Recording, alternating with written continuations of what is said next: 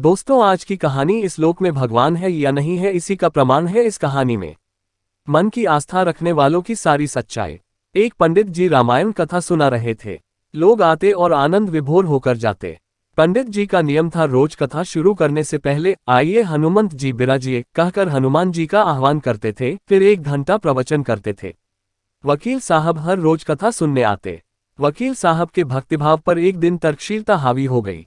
उन्हें लगा कि महाराज रोज आइए हनुमंत जी बिराजिए कहते हैं तो क्या हनुमान जी सचमुच आते होंगे। अतः वकील साहब ने पंडित जी से पूछ ही डाला, महाराज जी, आप रामायण की कथा बहुत अच्छी कहते हैं, हमें बड़ा रस आता है, परंतु आप जो गद्दी प्रतिदिन हनुमान जी को देते हैं उस पर क्या हनुमान जी सचमुच बिराजते हैं। पंडित जी ने कहा, हाँ, यह मेरा व्यक्तिगत विश्वास है कि रामकथा हो रही हो तो हनुमान जी अवश्य पधारते हैं। वकील ने कहा, महाराज, ऐसे बात नहीं बनेगी। हनुमान जी यहाँ आते हैं, इसका कोई सबूत दीजिए। आपको साबित करके दिखाना चाहिए कि हनुमान जी आपकी कथा सुनने आते हैं। महाराज जी ने बहुत समझाया कि भैया, आस्था को किसी सबूत की कसौटी पर नहीं कसना चाहिए। ये तो भक्त और भगवान के बीच का प्रेम रस है, व्यक्तिगत श्रद्धा का विषय है। आप कहो तो मैं प्रवचन करना बंद कर दूं या आप कथा में आना छोड़ दो। लेकिन वकील नहीं माना। वो कहता ही रहा कि आप कई दिनों से दावा करते आ रहे हैं, ये बात और स्थानों पर भी कहते होंगे, इसलिए महाराज आपको तो साबित करना होगा कि हनुमान जी कथा सुनने आते हैं। इस तरह दोनों के बीच वाद विवाद होता रहा। मौखिक संघर्ष बढ़ता चला गया।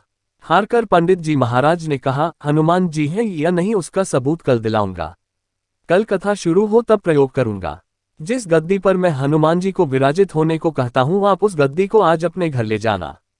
कल अपने साथ उस गद्दी को लेकर आना और फिर मैं कल गद्दी यहां रखूंगा। मैं कथा से पहले हनुमान जी को बुलाऊंगा, फिर आप गद्दी ऊंची उठाना। यदि आपने गद्दी ऊंची कर दी तो समझना कि हनुमान जी नहीं है। वकील इस कसौटी के लिए तैयार हो गया। पंडित जी ने कहा, हम दोनों में से जो पराजित होगा वह क्या करेगा, इसका निर्णय भी कर ले, ये तो सत्य की परीक्षा है। वकील ने कहा, मैं गद्दी ऊंची न कर सका तो वकालत छोड़कर आपसे दीक्षा ले लूंगा। आप पराजित हो गए तो क्या करोगे। पंडित जी ने कहा, मैं कथावाचन छोड़कर आपके ऑफिस का चपरासी बन जाऊंगा। अगले दिन कथा पंडाल में भारी भीड़ हुई। जो लोग रोजाना कथा सुनने नहीं आते थे वे भी भक्ति, प्रेम और विश्वास की परीक्षा देखने आए। काफी भीड़ हो गई, पंडाल भर गया। श्रद्धा और विश्वास का प्रश्न जो था। पंडित जी महाराज और वकील साहब कथा पंडाल में पधारे।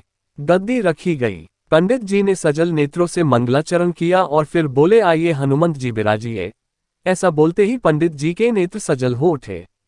मन ही मन पंडित जी बोले, प्रभु, आज मेरा प्रश्न नहीं बल्कि रघुकुल रीति की परंपरा का सवाल है। मैं तो एक साधारण जन हूं, मेरी भक्ति और आस्था की लाज रखना। फिर वकील साहब को निमंत्रण दिया गया, आइए गद्दी ऊंची कीजिए। लोगों की आंखें जम गईं। वकील साहब खड़े हुए। उन्होंने गद्दी उठाने के लिए हाथ बढ़ाया पर गद्दी को स्पर्श भी न कर सके। जो भी कारण रहा, उन्होंने 3 बार हाथ बढ़ाया किंतु तीनों बार असफल रहे। पंडित जी देख रहे थे, गद्दी को पकड़ना तो दूर, वकील साहब गद्दी को छू भी न सके। तीनों बार वकील साहब पसीने से तरबतर हो गए। वकील साहब पंडित जी महाराज के चरणों में गिर पड़े और बोले, महाराज, गद्दी उठाना तो दूर, मुझे नहीं मालूम कि क्यों मेरा हाथ भी गद्दी तक नहीं पहुंच पा रहा है। अतः मैं अपनी हार स्वीकार करता हूं। कहते हैं कि श्रद्धा और भक्ति के साथ की गई आराधना में बहुत शक्ति होती है। मानो तो देव है, नहीं मानो तो पत्थर है।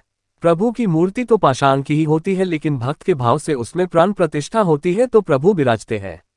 सदैव प्रसन्न रहिए। जो प्राप्त है पर्याप्त है।